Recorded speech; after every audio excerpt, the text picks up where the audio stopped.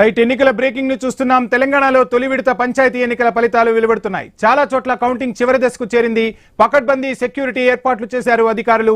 రాజకీయ పార్టీలతో సంబంధం లేని ఎన్నికలే అయినా ఏదో ఒక పార్టీ మద్దతుతో అభ్యర్థులు రంగంలోకి దిగారు. ఆ లెక్కన చూస్తే అధికార పార్టీ కాంగ్రెస్ ముందంజలో ఉంది. ఆ తరువాతి స్థానంలో బీఆర్ఎస్ కొనసాగుతోంది. భారతీయ జనతా పార్టీ మద్దతుదారులు సైతం కొన్ని చోట్ల తమ సత్తా చాటుతున్నారు. స్వతంత్రులు సైతం పెద్ద సంఖ్యలో గెలుపు బావుటా ఎగరవేస్తున్నారు.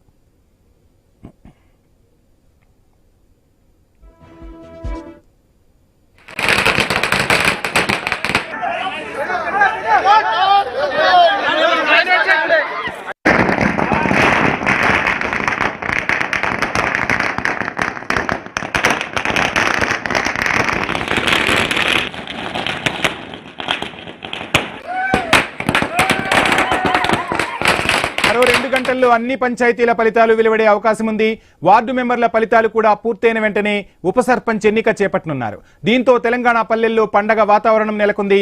ర్యాలీలకు అవకాశం లేదని పోలీసులు చెబుతున్నారు.